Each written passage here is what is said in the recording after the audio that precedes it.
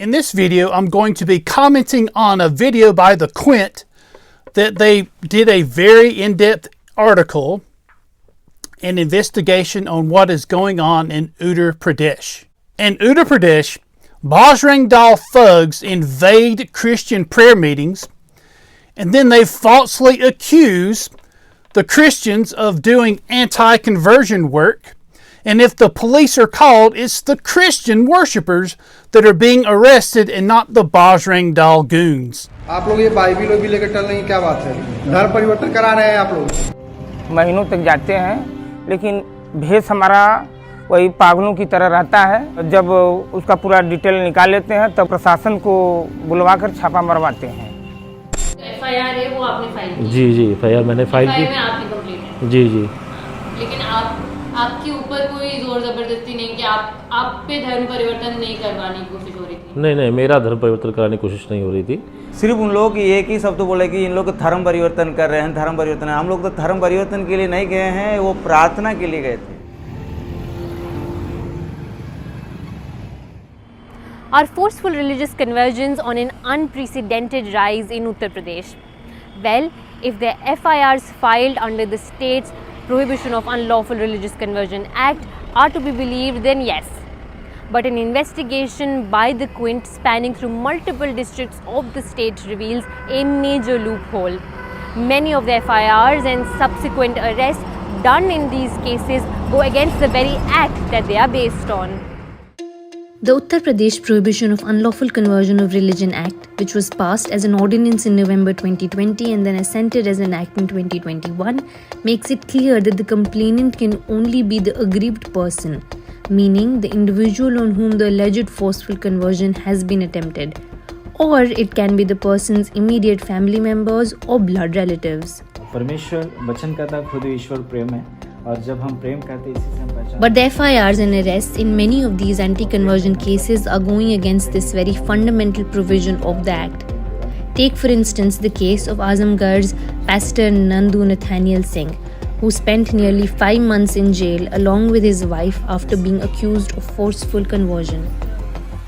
Yes, Nandu Nathaniel Singh. मैं एक priest हूँ और प्रभु का सेवा करते हैं, यीशु मसीह का प्रचार करते हैं। मैं यहाँ पे लगभग 15 सालों से मैं आजमगढ़ में हूँ और मैं अपना जीवन प्रभु की सेवा के लिए मैंने समर्पित किया। बहादुर मौर्य जी ने हमको बुलाया अपने घर पे प्रे करने के लिए और कुछ परेशानी थी इनके घर में और उन्होंने चाहा कि मैं प्रेयर कराऊँ। हम 10 साल से यीशु मसीह में अपना पूरा परिवार के साथ हैं, विश्वास करते हैं। हमारे परिवार में बहुत सी तकलीफ़ें थे, बच्चे बीमार रहते थे, तो ये जान करके हमने इनको बुलाया। 3 अक्टूबर 2021 को इनके घर में प्रेयर चल रही थी। यहाँ से कम 15 लोग होंगे नियर अबाउट, और इनके कमरे में, छोटे से कमरे में प्रेयर हो रही थी, भजन आराधना हो रही थी। तभी तो एक व्यक्ति आकर के, और वो हाफ चड्डे पहने हुए थे, मास्क लगाए हुए, यहाँ पे बैठ गए। और जब उन्होंने मोबाइल पे वीडियो ऑन किया तो मैंने देख लिया, तो मैं सोचा शायद ये व्यक्ति को गाने प्रभु के अच्छे लग रहे हैं, इसलिए शायद इन्होंने रिकॉर्डिंग कर रहा है।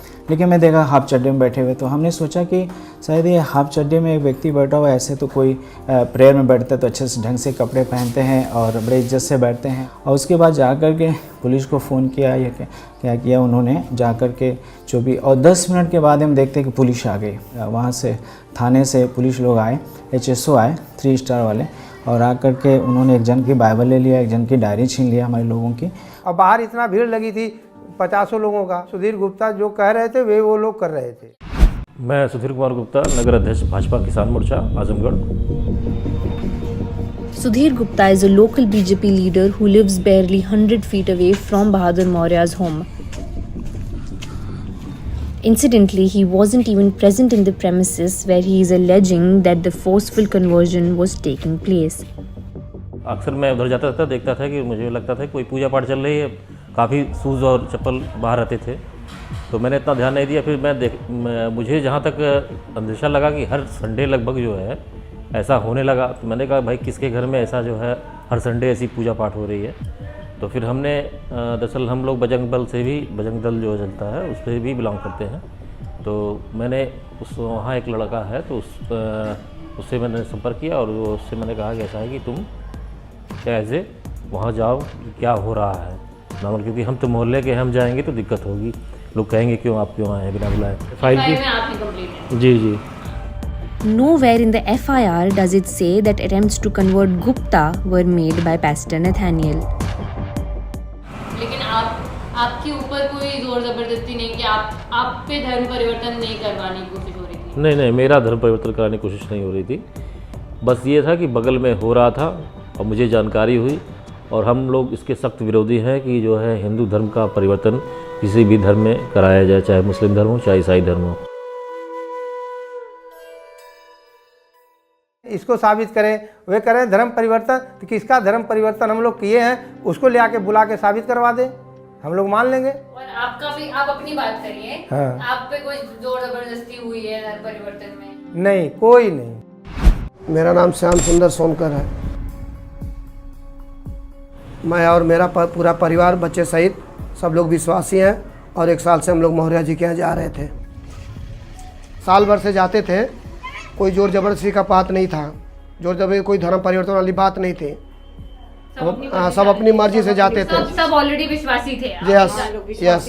तो ये जो एक्ट है, एंटी कन्वर्जन एक्ट, वो कहता है कि फोर्सफुल धर्म परिवर्तन गलत है। लेकिन आपको लगता है कि फोर्स हो या ना हो इन्वॉल्व, माने कि जोर जबरदस्ती हो ना हो, वो तब भी गलत है धर्म परिवर्तन किसी भी टाइप का? जी बिल्कुल, धर्म परिवर्तन बिल्कुल गलत है, क्योंकि चाहे फोर्स हो ना हो। जी बिल्कुल, फोर्स हो चाहे मत हो, जो जिस धर्म में है वो उस धर्म में रहना चाहिए। मैं ये भी नहीं कह रहा हूँ कि कभी आपने सुना है क्या कि हिंदू धर्म के लोगों ने मुस्लिम धर्म को या ईसाई लोगों को धर्म परिवर्तन करा के हिंदू धर्म में कन्वर्ट करा लिया? ऐसा तो कुछ नहीं हुआ। जो लोग गए हैं, पहले से कन्वर्टेड हुए हैं, वही वापस आए हैं। अभी आपने हाल में देखा होगा बागेश्वर धाम बालाजी ने करवाया है, तो जो लोग वापस पहले के जा चुके हिंदू धर्म में थे और वो ईसाई धर्म अपना लिए या मुस्लिम धर्म अपना लिए, वही वापस आए हैं। It is important to note that while the UP law prohibits forceful or fraudulent conversion, Article 25 of the Indian Constitution very much allows citizens the freedom to profess, practice, and propagate religion to others. Not only are these anti-conversion laws unconstitutional in India, they are being weaponized by the RSS. Not far from Azamgarh, in the holy city of Varanasi, Pastor Neil Durai was arrested after a service he was holding was interrupted by men who barged in and accused him of forceful conversion. मेरा नाम pastor नील दुराई, मैं इधर UP में 8 साल से सेवा कर रहा हूँ।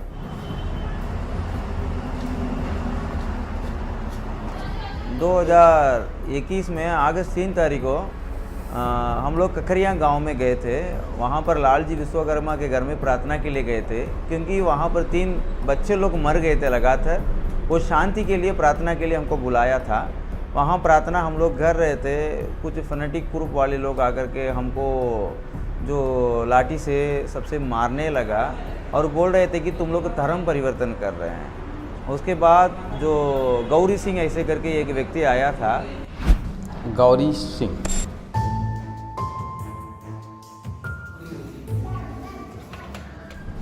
इसके कन्वर्जन की सूचना मुझे प्राप्त हुआ।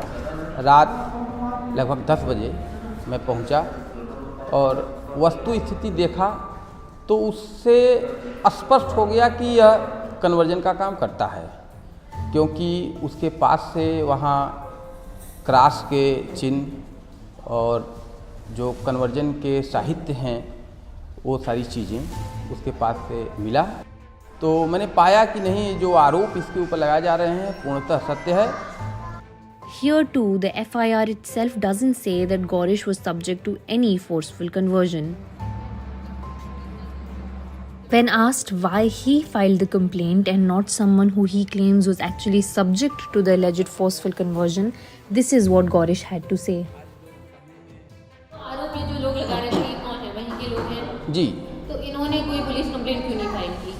पुलिस कंप्लेन फाइल नहीं की ऑन रिकॉर्ड, हम ऐसा कह सकते हैं। हमारे यहाँ की पुलिस तंत्र इतनी डरावनी हो चुकी है कि आज आम आदमी अपनी शिकायत लेकर के भी पुलिस थाने में नहीं जाना चाहता। वहाँ आपको लगता है कि पुलिस से लोगों को डर है? ये तो योगी सरकार की एडमिनिस्ट्रेशन है, पुलिस है, तो आपको लगता है वो इनफ नहीं कर रही है रोकने के लिए? देखिए, बहुत कुछ सुधरा, बहुत कुछ अच्छा हुआ देश में जब से मोदी जी आए, प्रदेश में जब से योगी जी आए, लेकिन यह पूर्णतः अभी ठीक नहीं हो सका है। यह हमारे व्यवस्था का दुर्भाग्य है। The Quint found that this trend isn't limited to one city or district, but is the pattern across the state. Take this incident in Jaunpur, where Pramod Sharma is the complainant in a case where no forceful conversion was attempted on him. Like others, he too cites finding a cross and Bible as an evidence of forceful conversion. बहुत सारे उनके जो ग्रंथ वगैरह होते हैं ईसाई के, उसको सुपुर्द कराया गया है। बहुत ढेर सारा ग्रंथ था। उस दिन कोई मेरा भाई था वहाँ पर, हमारा कोई ऐसा भाई वहाँ उस गैंग में था जिसके माध्यम से मुझे बराबर सूचना मिल रही थी और उसे कहा भी गया था। उसे कहा गया, मैं आपका जानना चाह रही हूँ।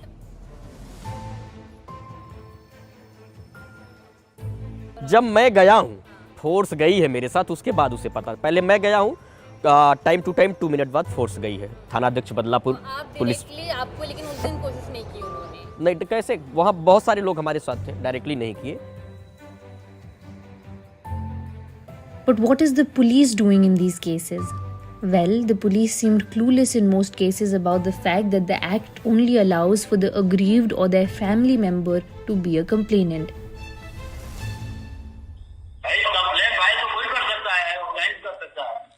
कोई भी फाइल कर सकता है complaint?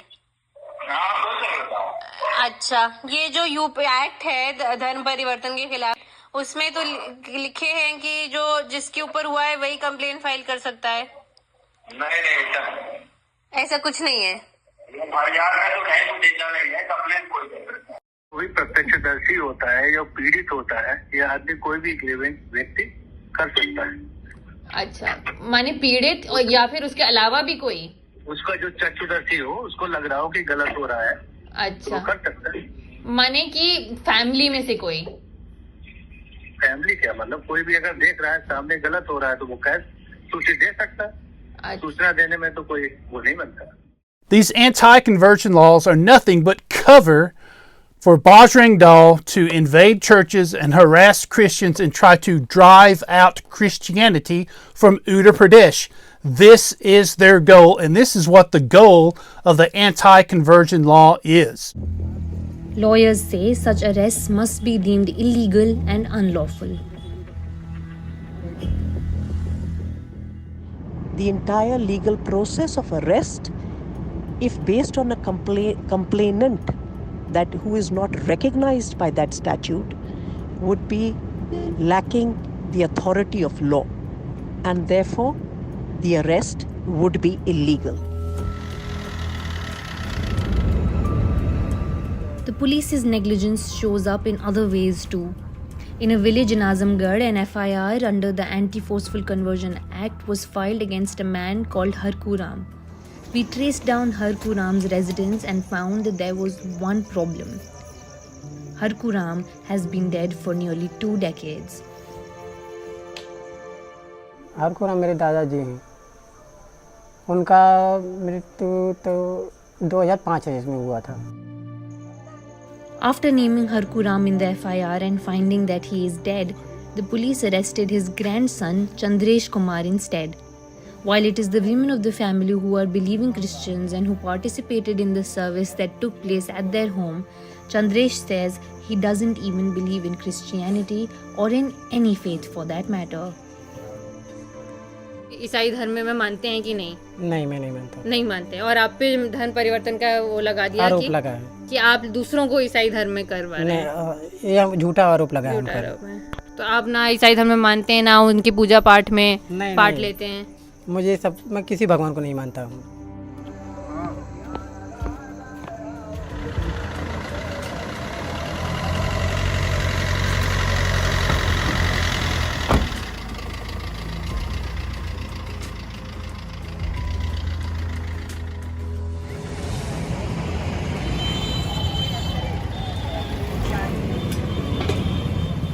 not adhering to the provisions of the law has also led to the creation of certain serial complainants who now devote themselves to busting Christian events, like this fruit seller Jitu Sonkar.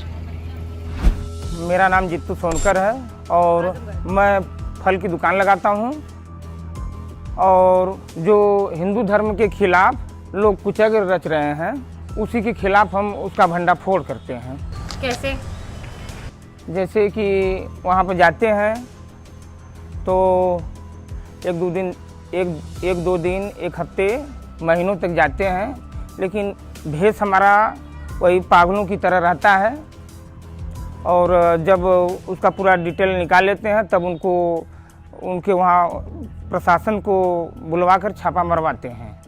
उनके माने किनके, किसकी बात कर रही हैं? जो ईसाई धर्म को हिंदू धर्म से ईसाई धर्म का नाम से अपनाने को कर रहे हैं सब. हाँ. तो आपने कितने देख लिए होंगे ऐसे होते हुए?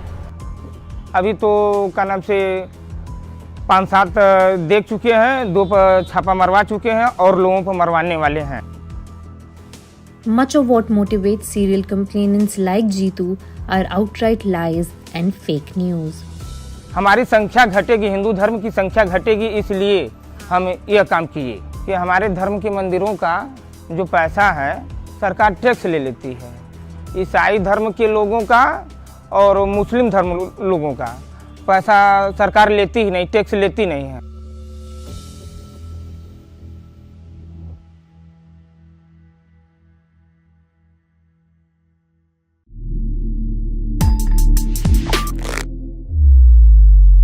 But try as they might, the gospel is not being stopped in Uttar Pradesh. It continues to grow and it continues to reach people with the truth. Here is the truth of the gospel message. There is one true God. And this one true God is a personal God. You can know one-on-one, have a relationship with this one true God. And this one true God became a man, the second person of the Trinity, the Son, became a man, Jesus Christ, and lived a righteous, holy life as a man, died on a cross for the sins of mankind, and rose from the dead. Therefore, my dear friend, anyone can be rescued from false religious ideas like Hinduism or Islam or any other false religion, and they can be brought into a personal one-on-one relationship with the one true God through the Lord Jesus Christ. You see, Jesus Christ made it possible. This is the good news, that there is a King, there is a Lord who is Lord over the universe, and everyone on planet Earth is either loyal to King Jesus or rebelling against King Jesus. This is the dynamic. So you're either rebelling against the King or you're loyal to the King. I urge you today, my dear friend, to become loyal to the King. And here's how you can become a Christian. The Bible says that whosoever shall call upon the name of the Lord shall be saved. If you confess with your mouth that Jesus is Lord and believe in your heart that God has raised him from the dead, you will be saved. That is a promise from God. So you, my dear Hindu friend, can leave Hinduism and receive the one true God today, the Lord Jesus Christ. All you need to do is call on him in faith and ask him to save you, and he will. And if you make that decision today, my dear friend, to become a Christian, you will never regret it.